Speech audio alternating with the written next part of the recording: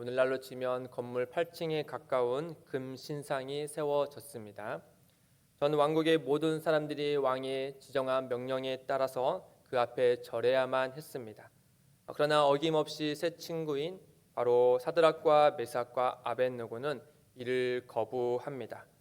왕은 이에 대해서 분노하여서 절하라 라고 했고, 그렇게 하지 않으면 즉시 맹렬히 타는 풀무불에 던져 넣을 것이다 라고 말했습니다. 과연 이럴 때 우리가 그 안에 자리에 우리가 그 상황 가운데 있었다면 우리는 어떤 선택을 하게 됐을까? 우리 자신 한번 생각해 보게 됩니다.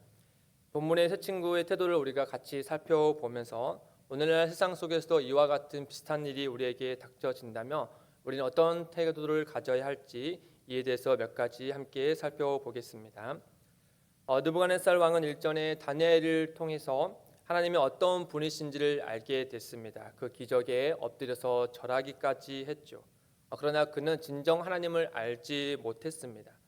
결국 그는 하나님이 보여주신 꿈을 이용해서 자신의 높아진 마음과 또 가득 채우고자 하는 그 욕심을 가지고 금 신상을 만들게 되었습니다. 그리고 누구든지 나팔과 모든 악기 소리를 듣거든 왕이 명령한 그 금 신상에게 절하도록 명령했습니다.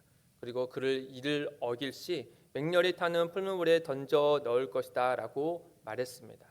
3장 6절에서 7절 말씀에 다시 보시면 누구든지 엎드려 절하지 아니하는 자는 즉시 맹렬히 타는 풀무불에 던져 넣으리라 하였더라. 모든 백성과 나라들과 각 언어를 말하는 자들이 나팔과 피리와 수금과 사면금과 앙금과 및 모든 악기 소리를 듣자 곧 느부갓네살 왕이 세운 금 신상에게 엎드려 절하니라.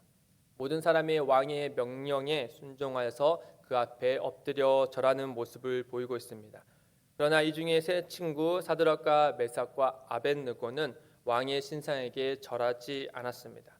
그리고 이 모습을 불편하게 본 또 평소에 이 세 친구를 시기했던 이들이 왕에게 참소를 합니다. 8절에 보시면 그때 어떤 갈대아 사람들이 나와 유다 사람들을 참소하니라. 그들이 참소한 내용은 크게 세 가지였습니다. 12절에 보시면은 왕을 높이지 않았다는 것, 그리고 왕의 신을 섬기지 않았다는 것, 그리고 왕이 세운 금 신상에게 절하지 않았다라는 것입니다. 생각해 보면 세 친구는 오직 여호와 하나님을 섬기는 사람이기 때문에 그런 신앙을 가졌기 때문에 왕이 세운 신에게 그리고 금신상에게 절하지 않았을 것입니다. 그러니까 두 번째와 세 번째는 그렇게 하지 않았다는 것이 맞습니다. 그러나 그들은 여호와 하나님을 섬기는 자로서 또 이 땅을 통치하시는 분이 하나님이시라는 사실을 분명히 믿는 사람들이었기 때문에 왕이 준 관직에서 왕과 나라를 위해서 충직하게 일을 했을 것입니다. 그런데 새 친구로 참소하는 자들은 마치 새 친구가 왕의 권위를 철저히 무시한 채 왕의 명령을 어긴 것처럼 이야기를 부풀려서 참소하고 있는 것이죠. 아울러 새 친구가 이러한 공경을 당하는 상황을 생각해 보면 그들은 이런 상황을 의도하지 않았을 뿐 아니라 또한 이런 상황을 원하지도 않았을 것입니다. 그러나 어느 순간에 금 신상이 세워졌고 또 자신들을 제외한 모든 이들이 일제히 금 신상에게 절하는 상황을 맞닥뜨렸고 또 누군가가 자신들을 참소하여서 죽음의 위기가 닥치게 되었던 것이죠. 이런 상황이 오기까지 새 친구가 무슨 악한 일을 한 것도 아니고 또 세상과 맞서 싸우겠다라는 의지를 보인 것도 아닙니다. 그럼에도 불구하고 자신들의 믿음을 접고 또 숨겨서 금신상에게 절하지 않으면 풀물벌에 던져질 수밖에 없는 정말 피할 수 없는 그런 상황이 그들에게 찾아왔다라고 하는 것이죠. 이로 보아 우리가 먼저 기억해야 될 것은 바로 무엇인가? 우리에게도 언제든 이러한 상황이 예기치 않게 닥쳐올 수 있다라는 점입니다. 우리가 잘못하지 않았어도 또 의도하지 않았음에도 불구하고 우리에게 닥친 그 상황이 우리의 믿음을 시험하게 될 것이고 또 믿음을 지키는 일에 선택했을 때 모든 것을 포기해야만 하는 일들이 일어날 수 있다라는 것입니다. 이 시험은 궁극적으로 하나님의 뜻과 계획하심에 속한 것이겠지만 이 참소하는 자들과 같이 이 사탄과 그의 사자들은 우리를 넘어뜨리기 위해서 악의를 가지고 다가오는 것을 우리는 꼭 기억해야 한다라는 겁니다. 예를 들어서 욥기에 보면 사탄이 무엇을 하고 있는지 그 장면이 등장하는데 욥기 1장 7절에 이렇게 나와 있습니다. 여호와께서 사탄에게 이르실 때 내가 어디서 왔느냐? 사탄이 여호와께 대답하여 이르되 땅을 두루 돌아 여기저기 다녀왔나이다. 사탄이 왜 땅을 두루 돌아 여기저기 다녀왔겠습니까? 그냥 산책을 하기 위해서 다닌 것이 아니겠죠. 베드로전서 5장 8절에 보면 사탄이 땅을 두루 다닌 이유가 그 목적이 무엇인지 분명히 나옵니다. 5장 8절에 보면 너희 대적 마귀가 우는 사자같이 두루 다니며 삼킬 자를 찾나니, 즉 어떻게든 믿는 자들의 신앙을 꺾어서 이 시대의 금신상인 물질과 성공과 자기 사랑에 절하도록 그런 상황을 만들기 위해서 두루 다닌다라는 것입니다. 이들은 이런 상황을 만들기 위해 수단과 방법을 가리지 않죠. 욥이 당한 고난을 한번 생각해 보십시오. 최후의 배후에는 하나님의 기쁘신 뜻이 있으나 그럼에도 불구하고 욥의 신앙을 꺾기 위해서 직접 그를 친 것은 사탄이었습니다. 이러한 상황은 과거에만 머물러 있는 것이 아닙니다. 신앙을 가진 오늘 우리의 삶에도 사탄과 그의 사자들은 여전히 우리의 신앙을 꺾기 위해서 가진 수단을 통해서 우리에게 다가옵니다. 우리는 이를 알고서 대비하는 자세를 늘 갖춰야 하는 것이겠죠. 그래서 베드로는 이 말씀을 하기 전에 근신하라 깨어있으라 라고 권면했습니다. 그리고 사도 바울은 에베소 6장 11절에 이렇게 권면합니다. 마귀의 관계를 능히 대적하기 위하여 하나님의 전신갑주를 입으라. 다음으로 느부갓네살의 세 친구에게 곧바로 이 금신상에게 절할 것을 강요하지 않고 그는 그들에게 한 번 더 기회를 줍니다. 그런데 이 기회라는 것이 가만히 생각해 보면은 마귀의 관계라는 것을 우리가 알 수 있습니다. 3장 15절 보시면 느부갓네살이 세 친구에게 이렇게 이야기합니다.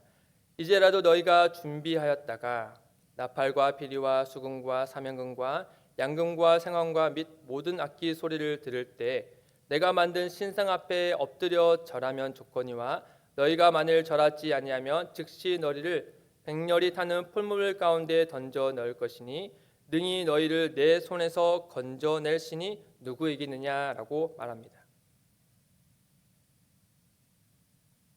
여기에 이제라도라는 표현을 한번 그 뉘앙스를 살려서 표현을 하자면 능히 그리고 너희를 내 손에서 건져낼 신이 누구냐라는 말을 한번 표현해 보면 여기에 이제라도라는 표현은 모든 사람들 틈에서 자기의 신앙을 굳건히 지키겠다는 의지의 표현은 아주 좋았으나 그만하면 되지 않겠느냐.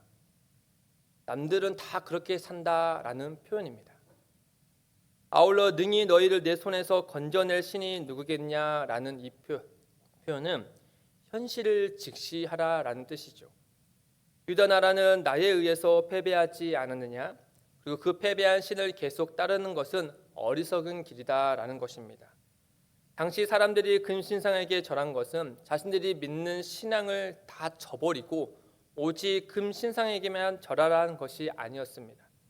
각자 믿는 신들을 자유롭게 믿되 아울러 금신상에게도 절하라는 것이었죠.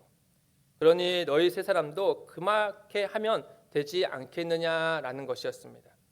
결론적으로 적당히 타협하고 살면 남들처럼 안정적으로 살아갈 수 있다라는 점을 그들에게 이야기하고 있는 것이죠. 그리고 만약 그렇게 하지 않으면 맹렬히 타는 풀무불에 너희가 던져질 것이다 라고 이야기합니다. 이를 보아 생각해 보면 오늘날 우리의 삶에서도 여전히 이 성공과 생존과 안정을 이유로 신앙을 양보하고 세상이 세운 우상에게 절하지 않으면 살아갈 수 없는 상황에 우리가 몰려가고 있는 것 같습니다. 이를테면 물질이란 세상의 우상에게 절하지 않으면 남들처럼 안정되게 살아갈 수 없게 되지 않을까 하는 불안과 두려움이 우리를 압박하고 그리고 결국에 그 앞에 타협하면서 살게 인도한다라는 것이죠. 또한 부모를 둔 자녀는 또 어떠합니까? 남들처럼 키우지 않으면 세상에서 뒤처질지 모른다는 그런 강한 불안감이 하나님의 말씀보다 세상의 말에 더 귀를 기울이게 되고 가정의 삶의 중심이 자녀의 교육에 있고 하나님의 말씀으로부터 점점 멀어지고 있는 세태입니다.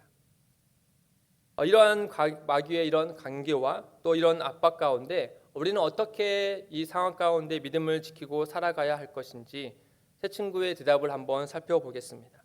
16절에서 18절 말씀해 보시면 새 친구가 이렇게 당당히 얘기합니다. 사드락과 메삭과 아벳느고가 왕에게 대답하이르되 느부갓네살이여 우리가 이 일에 대하여 왕에게 대답할 필요가 없나이다. 왕이여 우리가 섬기는 하나님이 계시다며 우리를 맹렬히 타는 풀무불 가운데서 능히 건져내시겠고 왕의 손에서도 건져내시리이다. 그렇게 하지 아니하실지라도 왕이여 우리가 왕의 신들을 섬기지도 아니하고 왕이 세우신 금 신상에게 절하지도 아니할 줄을 아옵소서. 그들은 어떻게 신앙을 지켰는가? 첫 번째는 하나님보다 높으신 분이 없다라는 것을 선포하는 것입니다. 16절에 세 사람이 왕에게 대답할 때 첫 마디를 한번 보십시오. 뭐라고 얘기하냐면 느부갓네살이여 라고 대답합니다. 여기에 느부갓네살 왕이시여 라고 말하지도 않고 왕 느부갓네살이시여 라고 말하지도 않고 뭐라고 이야기하냐면 느부갓네살이여 라고 이야기합니다. 신하의 위치에 있으면서도 말이죠. 새 친구는 의도적으로 여기에서 느부갓네살이여 라고 이야기하는 것이죠. 친구를 부르듯이 말입니다. 즉 절대 권력자로서 왕이 우리의 앞에서 신앙을 강요하고 있지만 새 친구가 볼 때는 당신도 하나님 앞에서 한 사람에 불과합니다 라는 점을 지적하는 것입니다. 이와 같이 우리가 하나님보다 높으신 분이 없다라는 사실을 가질 때 이런 압박과 이런 유혹 가운데서 우리가 벗어날 수 있게 됩니다. 두 번째는 바로 무엇이냐? 하나님의 크신 능력을 믿는 것입니다. 17절에 보시면 하나님이 풀무불에 던져지지 않도록 우리를 지키신다는 표현이 아니라 우리가 맹렬히 타는 풀무불 가운데서 그 안에 있다 하더라도 능히 하나님께서 그 일을 건져내어 주실 것이다 라는 겁니다. 그러니까 하나님이 더 크신 능력을 가지셨다라는 사실을 그들에게 일러주는 것이죠. 그리고 이후에 실제로 그들이 표현한 대로 이와 같은 일이 일어났습니다. 마지막은 무엇인가?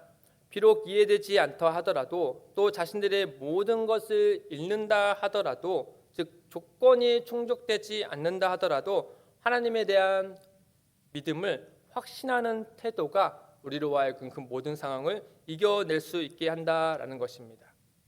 그렇게 하지 아니하실지라도 즉 풀무불에 던져져 죽임을 당할지라도 또 우리가 원하는 대로 응답되지 않는다 하더라도 하나님의 크신 능력이 우리 가운데 나타내지 않는다 하더라도 그럼에도 불구하고 우리는 오직 여호와 하나님만을 끝까지 섬기겠습니다 라는 이런 믿음의 확신을 가진 태도가 이와 같은 상황을 이겨낸다라는 겁니다.